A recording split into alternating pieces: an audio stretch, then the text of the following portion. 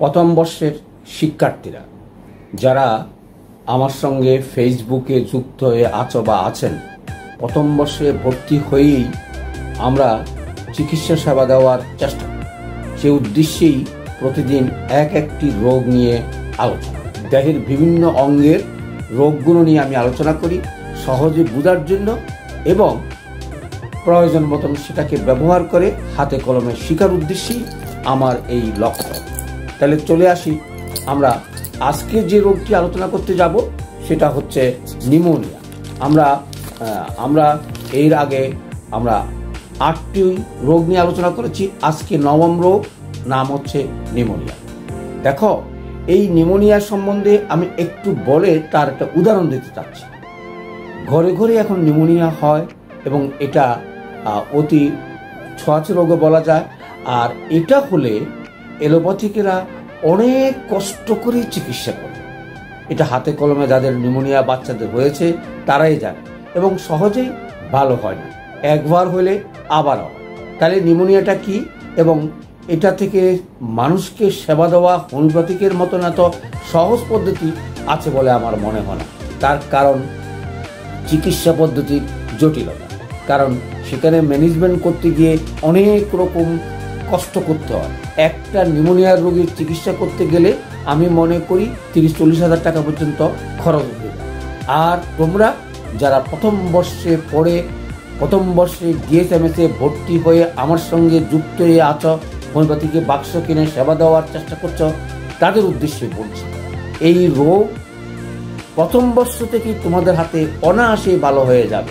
হ্যাঁ, আমি জানি তোমাদেরকে এই ভালোর স্বীকৃতি তুমি পাবে না। স্বীকৃতির জন্য তুমি ডাক্তারি করার প্রয়োজন নাই, তোমার সেবা দেওয়ার উদ্দেশ্যে লক্ষ্য। এবং তুমি অবাক হবে কত রকমের রোগী আমি নিউমোনিয়ার পেয়েছি এবং সেবা দিয়েছি। তারও 2-1টা গল্প বলার চেষ্টা করব, অর্থাৎ কেস স্টাডি। চলে আসি, সংক্ষেপে বলবো যাতে আমরা সময়ের ভিতরে আমরা যেন সব কথা বলতে পারি। তাহলে চলে আসি, নিউমোনিয়াটা কি? এটা হলো বায়ুকোষের প্রদাহ, অর্থাৎ আমাদের যে এয়ার স্যাক আছে, অর্থাৎ ফুসফুসে অথবা লাংসে যেই জায়গাটা সফট এবং নরমাল, যেখানে বাতাস আসা যাওয়া করে এবং পিউরিফাই হয়, তাকে এয়ার স্যাক করে, অর্থাৎ বায়ুকোষের প্রকোষ্ঠ। এটার যদি প্রদাহ হয়, এটা কোনো কারণে, প্রদাহ শব্দের অর্থ নিশ্চয়ই তোমরা বুঝতে পারো। প্রথম বর্ষে আমি বারবার করে আলোচনা করেছি, প্রদাহ মানে হচ্ছে প্রথম অবস্থা কোনো না কোনো কারণে যদি সেটা ফুলে যায় অথবা লাল হয়ে যায় অথবা অন্য কোনো কারণে করে, তাইলে তাকে প্রদাহ বলে। আর এই প্রদাহ হলেই নিউমোনিয়ার সৃষ্টি হয়। তাহলে কোথায় প্রদাহ হয়? লাংসের এয়ারকোষে, অর্থাৎ এয়ারহোল যেখানে বাতাস গিয়ে জমা হয়, সেখানে যদি কোনো রকমের ট্রাবলস হয়, তাকে আমরা বলবো নিউমোনিয়া। তাই আর সংক্ষেপে আমরা আর এর বেশি আলোচনা করতে যাব না। দ্বিতীয় হচ্ছে প্রশ্ন, 2 রকম হতে পারে, অর্থাৎ একদিকে লাংস হলে সিঙ্গেল বলে, আর দোনো দিকে যদি নিউমোনিয়া হয় তাকে ডাবল নিউমোনিয়া বলা হয়। তাহলে আমরা বুঝে গেলাম এই রোগটা লাংসের ভিতরেই হয়, যেখানে এয়ারহোল থাকে এবং সেখানে ডাবল এবং সিঙ্গেল বলা হয়। কেন বলা হয়? তোমরা যদি স্টেথোস্কোপ দিয়ে লক্ষ্য করো একটা রোগীর বুকে, বা তোমাদের প্র্যাকটিক্যাল যদি তোমরা দেখো বা তোমার অথবা রোগীদের, তাইলে বুঝতে পারবা পার্থক্যটা কি। এই পার্থক্য নির্বাচিত করার জন্য এমন অভিজ্ঞতা কোনো প্রয়োজন না, তোমরা বুকে স্টেথোস্কোপ দিলে বুঝতে পারবে। এবং সেখানে দুরারোগ্যটা কি? প্লুরেসির সঙ্গে নিউমোনিয়া একত্র করে ফেলা।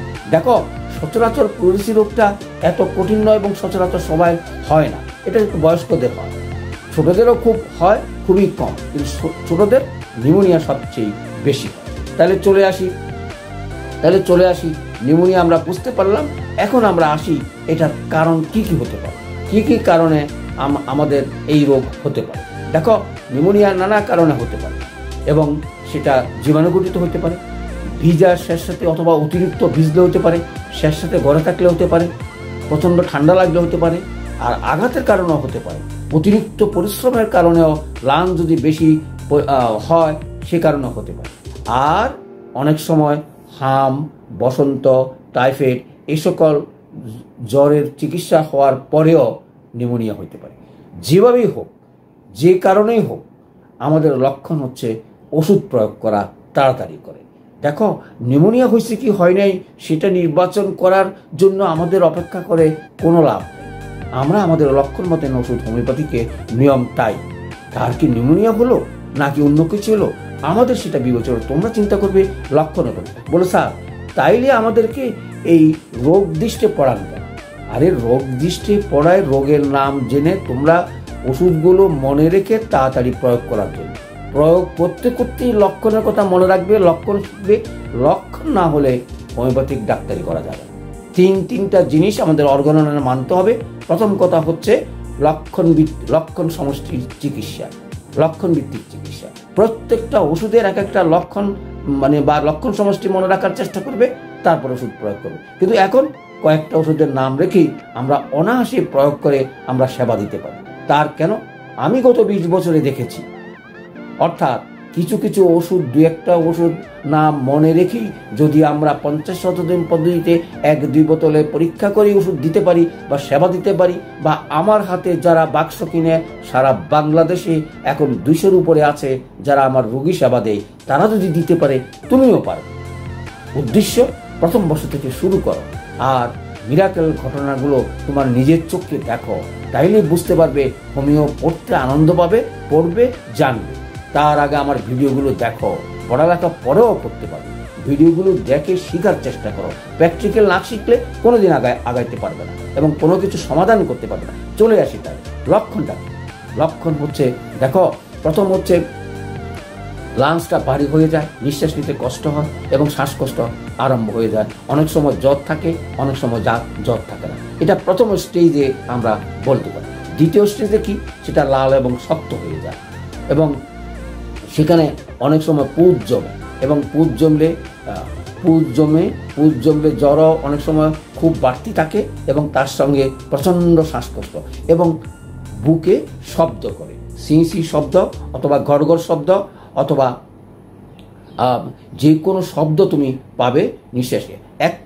একটা লাঞ্চও হতে পারে, 2 লাঞ্চও হতে পারে, একসাথে দুটোটা লাঞ্চ আক্রমণ করতে পারে, একটা আক্রমণ করতে পারে। আর প্রসারণ এবং সংকোচন শক্তি সেটার কমে যায়।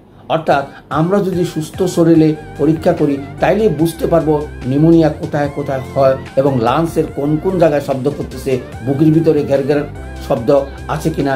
এগুলো লক্ষণ দৃষ্টি আমাদের ওষুধগুলো অনায়াসে প্রয়োগ করতে পারবে এবং খালি প্রয়োগ না, তোমরা চিকিৎসা দিয়ে মানুষের উপকার করতে পারবে। আমি জানি আমাদেরকে বিশ্বাস করে না, কিন্তু কি পরিমাণ টাকা নষ্ট হয় এক একটা নিউমোনিয়ার রোগী, সেটা তোমরা ম্যানেজমেন্ট দেখলে তাদের অবাক হবে। এই সকল জিনিস নিজের চোখে দেখা। আমাদের কাছে তো রোগী এমনি চলে আসবে, নিউমোনিয়ার রোগী, আপনার নিউমোনিয়ার চিকিৎসা করেন, এই দুরাশা করা পরিত্যাগ করো। তোমাদের কাছে আসবে যারা অন্য জায়গায় চিকিৎসা করার ক্ষমতা নাই অথবা হাজার টাকা খরচ হয়, তারাই আসবে। আর প্রথম থেকে যদি বুঝতে পারো তাহলে অনায়াসেই তুমি এই সেবাটা, অর্থাৎ নিউমোনিয়ার রোগীর সেবাটা দিয়েই প্রমাণ করতে পারবে যে তোমরা সেবক, মানুষের সেবা করতে চাও। কি কষ্ট এক একটা নিউমোনিয়ার রোগী যদি এলোপ্যাথিক চিকিৎসা পায়, কারণ তাদের ম্যানেজমেন্ট, তাদের সিস্টেম অনেক কঠিন। চলে আসি তাহলে প্রথমে কি বললাম, যদি কোনো না কোনো কারণে লাংসের এয়ার হলে প্রদাহ হয়, প্রদাহ হলেই যদি আমরা বুঝতে পারি জ্বরও আসছে হঠাৎ করে এবং প্রদাহ হয়েছে, তাহলে একমাত্র মেডিসিন এখন আয়। অর্থাৎ তুমি যদি একদিনে অথবা 3-4 ডোজে 2 ঘন্টা বা 1 ঘন্টা পর অবস্থাবিধি দিয়ে তুমি অপেক্ষা করো। আর অপেক্ষা করার কথা বলছি না, ভালো হয়ে যাবে, লক্ষণ দিয়ে দেখো, তাহলে আর কোনো ওষুধের প্রয়োজন হয় না। এখন আর দিয়ে তুমি ভালো করতে পারো। এখন একটা কাজ হলো না, অর্থাৎ জ্বর বেড়েই চলছে, শ্বাসকষ্ট বেড়েই চলছে এবং তার আরও অন্যান্য শব্দগুলো বেড়ে যাচ্ছে, তাহলে তুমি 2-3টা ওষুধের ভিতরে চেষ্টা করো। কি কি ওষুধ হতে পারে? একটা ওষুধ হতে পারে ব্রায়োনিয়া, তারপর ইপিকা। আমি ইপিকা দিয়ে যথেষ্ট সেবা করেছি। ব্রায়োনিয়ার কেসও আলাদা, ইপিকাকের কেসও আলাদা। তোমরা অবস্থা দৃষ্টে এই 2টা ওষুধ সঙ্গে রাখতে পারো।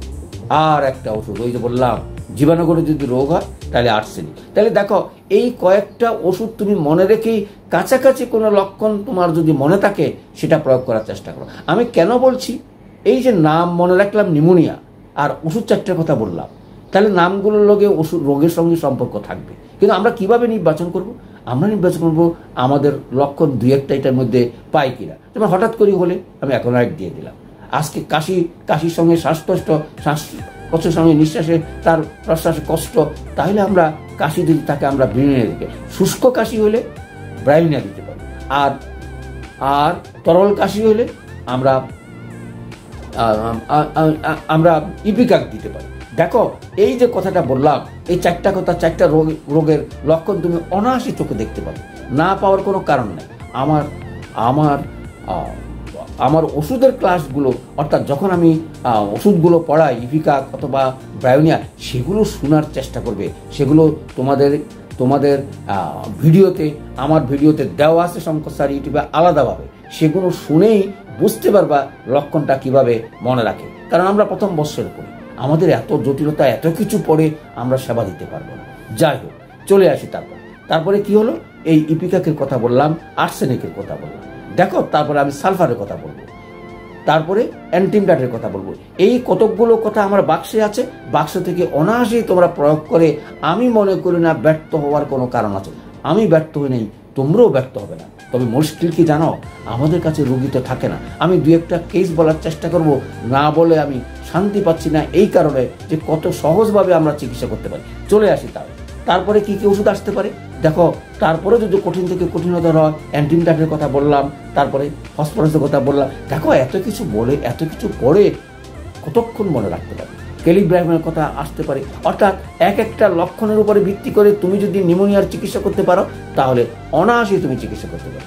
আমি হয়তো ইপিকাক দিয়ে যথেষ্ট রোগী ভালো করি, কিন্তু জটিল কেস হলে সেই হিসেবে রোগী সেবা দেওয়ার চেষ্টা করবে এবং ক্লাসগুলো শুনে প্রয়োগ করার চেষ্টা করবে, তাহলে অনায়াসে প্রয়োগ করতে পারবে। এত কিছু মনে রেখে, এত কিছু আমাদের ম্যাটেরিয়া মেডিকাতে বলে অনেক সময় মাদারের কথা, অমুক কথা, কিচ্ছু প্রয়োগের দরকার নাই। তোমার ওষুধ এই পানি ওষুধেই যথেষ্ট। কাজ না হলে দেখো না, তারপর তো তুমি বলবা যে আমাকে 3 ঘন্টা 4 ঘন্টা সময় দেন, আমি একটু দেখি, নইলে আপনার রোগী নিয়ে যাইয়েন। কিন্তু তুমি তখনও তো নির্বাচন করতে পারো নাই তার নিউমোনিয়া হয়েছে কিনা। হ্যাঁ, তুমি বুঝবা, যদি তুমি ডাক্তারি পেশাতে থাকো তাহলে বুঝবা নিউমোনিয়ার সঙ্গে তোমার লক্ষণের পার্থক্য নাকি। যাই হোক, কাশি হোক, শ্বাসকষ্ট হোক, তরল কাশি হোক, শুষ্ক কাশি হোক, আমরা কিন্তু চিকিৎসা আমাদের সিস্টেম মতেই শুরু করব। নিউমোনিয়া হয়েছে কি হয় নাই আমাদের দরকার নেই। আমাদের এই ওষুধগুলো দিয়েই কার্বোভেজ আসতে পারে, লাইকোপোডিয়াম আসতে পারে, ক্যালকেরিয়া কার্ব আসতে পারে। অর্থাৎ কিছু লক্ষণ যদি মিলে আমি সেটা দিতে পারি। তবে আমি সবচেয়ে বেশি উপকার পেয়েছি ইপিকাক এবং অন্য ওষুধে। আজকে যে ঘটনাটা কথা বলবো সেটা একটু মনে রেখে আমি শেষ করতে যাচ্ছি। দেখো, ওষুধ যদি ঠিক মতন করতে পারে, আমার কাছে একটা রোগী নিয়ে আসলো, আমি লাংস টেস্ট করে দেখলাম কোথাও তার কোনো শব্দও নাই। আমি বুঝেই গেলাম এই রোগী আর বোধ 15-20 মিনিট বা 1 ঘন্টার বেশি সেটা বাঁচবে না, বাঁচার কোনো সম্ভাবনা নেই। গরিব মানুষ, এখন চিকিৎসা করা তার পক্ষে অন্য জায়গায় নিয়ে এত টাকা খরচ করা কঠিন। আসছে, বসে গেছে, কি দেব ঠিক করতে পারছি না। দেখো হোমিওপ্যাথি কি সুন্দর জিনিস। আসলে আমাদের কি কষ্ট হয়েছে কত 20 বছর জানো, কারণ আমরা এই বইগুলো পড়ে, অর্থাৎ ম্যাটেরিয়াল মেডিকালগুলো পড়ে আমরা নির্বাচন করতে পারতাম না। কেন পারতাম না? সেখানে অনেক কথা থাকে, অনেক ওষুধ থাকে, কোনটা প্রয়োগ কোনটা করবো কিছু বুঝতেই পারি না। কিন্তু আমি কি করলাম, এখন আমি কি করবো, যেহেতু আমার তখনও কিছুটা দক্ষতা অর্জন, যদি কোনো লক্ষণ না থাকে তাহলে আমি সালফার দিয়েছিলাম। সালফার তো দিলাম, সালফার দিই। আমার ইনস্ট্যান্ট ওষুধটা তৈরি করতে চালো না যে আপনি এই মুমূর্ষু রোগীকে কেন সালফার দিবেন, কারণ আমি অর্গানের কথা জানি। যদি কোনো লক্ষণই তোমার না থাকে তাহলেই তুমি সালফার দাও, লক্ষণটা প্রকাশ পাবে। আচ্ছা, এই যে অবস্থা, তার কি বলবো, লাংসের কোথাও কোনো জায়গা নেই, খালি টিক টিক করে লাস্ট একটা মাথা। তাহলে দেখো, আমি ওষুধ তৈরি করলাম, 10 মিনিট বসতে বললাম, অর্থাৎ রুগীকে সেবা দেবো, বসায় রাখছি এই ওষুধটা দিয়ে। 10 থেকে 15 মিনিট পরেই রুগী অনেকটা নড়চড় হয়ে গেল এবং অনেকটা কি বললাম স্নান চলে আসলো। এখন আমি বিরত করছি, এখন আমি সালফার দেব কি দেব না। দেখো হোমিওপ্যাথি কি সুন্দর মেডিসিন, দেব কি দেব না। অনেকক্ষণ একটু বসে রইলাম, তারপরে চিন্তা করলাম যে না, যে ওষুধে কাজ করেছে তাকে কাজ করার সুযোগ দাও। তখন বললাম আরেক ডোজ দিয়া তুমি চলে যাও, রাত্রে আরেকবার দিবা, সকালবেলা ঘুমের থেকে উঠেই রোগী নিয়ে আমার কাছে চলে আসবে। দেখো, এগুলো বলার অর্থ অন্য কিছু না। আমাদের হোমিওপ্যাথিতে আমরা কি করতে পারি, আমি তো সেই রুগীকে বিদা করে দিলাম সকালবেলা, সেই সকালবেলা তো আর আসে না। 9টা 10টা 11টা 12টা পর্যন্ত আমি রুগী দেখি, আসতেছে না। আমি যখন শহরে চলে আসবো, বেরিয়ে চলে আসতেছি, তখন দৌড়িয়ে দৌড়িয়ে আমার কাছে আসতেছে। আমি তো চিন্তা অস্থির, রুগী আছে কি নাই, নাকি ফেনি নিয়ে গেল, না কি হলো। তখন বলছে যে আমার বাচ্চা ভালো আছে। দেখো, এই একমাত্র সালফারই তাকে ফেরত আনছে। হোমিওপ্যাথিকে কোনো ওষুধ একেবারে মৃত্যু, এই রোগের এই ওষুধ, এটা কখনো বলা যায় না এবং লক্ষণও বলা যায় না। দেখো, আমরা অত অ্যান্ট্রিনটাইডের রুগী ছিল, অ্যান্ট্রিনটাইডের অবস্থা নাই, অর্থাৎ লাংসের কোনো রকমের গ্যারগ্যার শব্দ অথবা এটাও আমি পাচ্ছি না। একদম রুগী আমি বলবো যে হয়তো 15 মিনিট বা আধা ঘন্টা বা 1 ঘন্টার ভিতরে তার মৃত্যু অবশ্যম্ভাবী। দেখো, এই সালফার তাকে ফেরত নিয়ে আসছে। সে রুগী আসে বলতেছে, ডাক্তারবাবু আপনার জন্য 5-10 টাকা জোগাড় করতে পারে নাই, আমি আরেকজন তো হাওলাত করে 50 টাকা নিয়ে আসছি। আমি বললাম, তুমি হালাদের কথা, তুমি টাকার কথা চিন্তা করতেছো, তোমাকে বললাম তাড়াতাড়ি করে রুগীটাকে আমাকে দেখাইনি। যাই হোক, সেই রুগী ভালো। কেন বললাম এই ঘটনাটা বললাম, দেখো, কারণ গরিবেরই তোমার কাছে আসবে। শহরে যাদের টাকা আছে, যাদের দেমাক আছে, অহংকার আছে, তারা নিয়ে যাবে হসপিটালে, কারণ তোমাকে 10 মিনিট বা 15 মিনিটও সময় দেবে না। কিন্তু যদি তুমি ডাক্তার হও, সময় যদি পাও আধা ঘন্টা 1 ঘন্টা চেয়ে, তাহলে তুমি তোমার বাক্স থেকে ওষুধ প্রয়োগ করো। কি জিনিস দেখবে সেটা চিন্তা করতে পারো।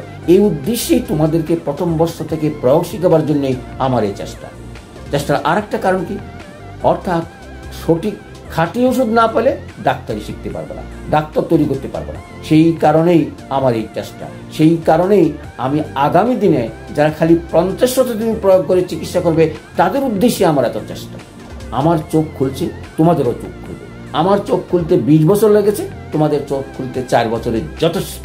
কারণ 4 বছরে তোমরা যদি আমার সঙ্গে থাকো, আমি নিশ্চিত প্রত্যেকটা ডাক্তার তৈরি হবে আদর্শ এবং প্রয়োগভিত্তিক, এবং তাদের হাতে এহেন কোনো রোগ নাই, সেবা দিতে পারবে না। তাহলে আজকের এই ক্ষুদ্র আলোচনা, অর্থাৎ নিউমোনিয়া নিয়ে প্রথম বর্ষের যে আলোচনা, সেটা শুনে মনে রাখার চেষ্টা করবে। আর একটা আহ্বান, এই সকল খবরগুলো, ভিডিওগুলো শেয়ার করবে, মানুষকে জানাবে।